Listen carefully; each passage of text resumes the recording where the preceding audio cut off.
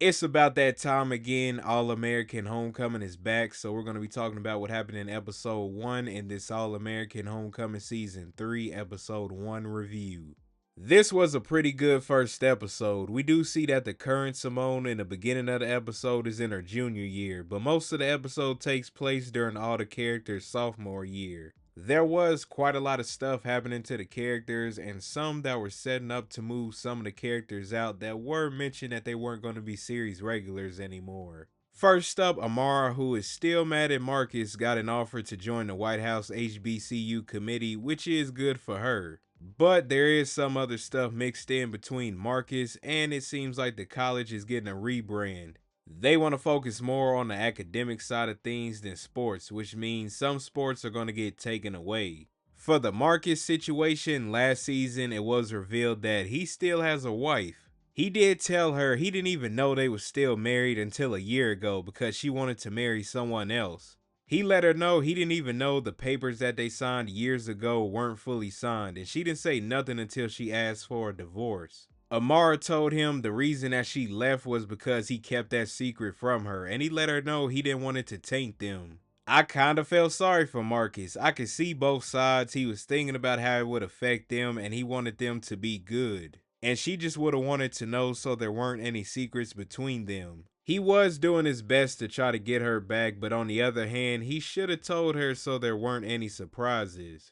Eventually, Amara did take the position at the White House for the HBCU committee, but she still will be the president at Bringston. She joined the committee because if she wants to be a president at Bringston with real power, she would have to make herself very publicly undeniable. Amara wasn't able to do too much in this episode with some of the changes at Bringston, and her doing great work out there will probably give her much more power to make things better at Bringston. We know how much she cares about that college, and she just wants it to be the best that it could be. Speaking of the changes, the programs that got taken out, I didn't like how Simone handled things regarding that. She wanted to let the media and the public know what was going on with the athletics department.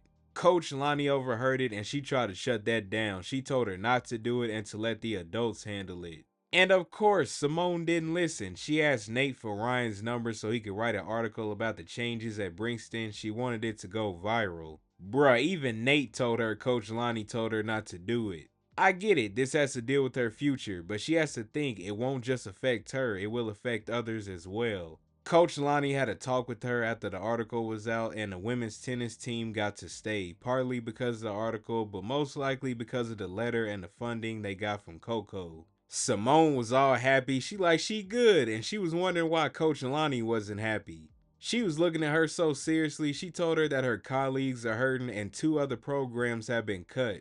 And you could probably guess what the other one was. It was the baseball team, even though they are the champs.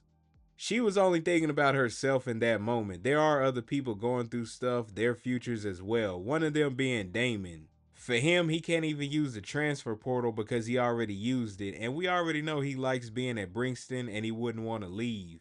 It was revealed that she did choose Damon, but as of right now, it just lasted this episode because of the changes with the college. He was mad at Simone a little bit about the article, even though he told Nate that he supports her. That was just an emotional response that he had after he had been told that the program was gone.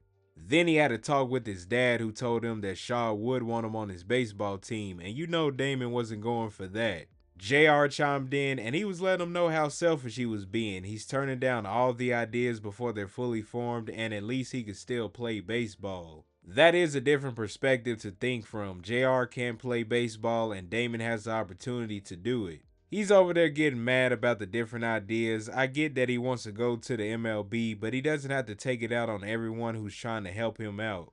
Damon getting upset didn't just stop there. He had a talk with Coach Marcus and he told him that they made a deal with the trustees and they made it clear that they only had enough time for a couple of years. Marcus didn't think that they would cut the program if they became champions, so he took the deal that within those 2 years that they would be the champions. And also, any plans for defunding the program would be discarded, but he said he was wrong and he didn't expect that. This is another thing Marcus should have mentioned early on, but he did believe in them, and in a way, you think they would have kept their funding since they became the champions. That is a good look for them, but he didn't expect them to focus more on academics, which is something good to focus on, but there are students who are doing both, playing sports and going to school. Now they gotta rush and find a new place to go to, and they're being away from the college that they wanted to go to.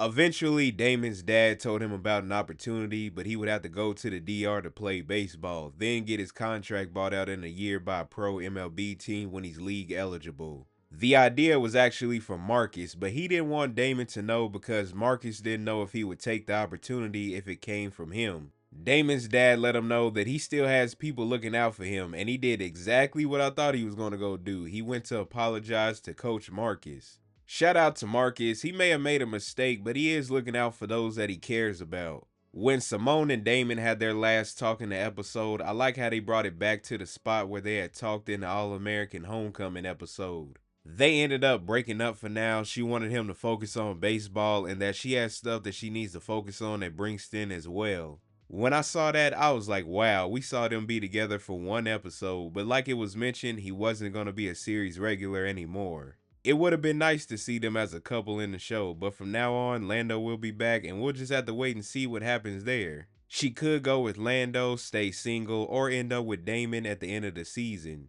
Moving along, JR in this episode, it was mentioned by Keisha that he had recovered from his aplastic anemia. In addition, we learned from Cam that Keisha was his bone marrow donor and it took her months to recover. That was something JR didn't know about, that it took her months to recover. Later, when JR had a conversation with Keisha, he was upset, but she told him she didn't want to tell him so that he could focus on his recovery.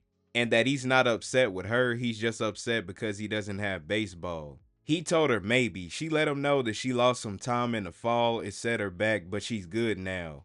I wonder if that's what affects her not being accepted to some of the other colleges she's trying to apply for that they showed in the trailer. But either way, it was nice of Keisha to help out JR and for him to sit down and have a talk with someone about what he's thinking. I've seen a lot of people mention this online, but they may be setting up something with him and Keisha. I'm not too sure about it, but if they did, I feel bad for Cam because I doubt he would see that coming. Overall, solid episode. It will be kind of sad not seeing Damon and Amara in the show as much, but it was fun to see them pop up in this episode. This season will be taking place during their junior year now since this episode went back, but it will be interesting to see what happens next. This season will be taking place during their junior year now since this episode went back, but it will be interesting to see what happens next. I'm interested to hear what you all had to say. Comment below. What did you think about the episode? What did you like and what did you dislike?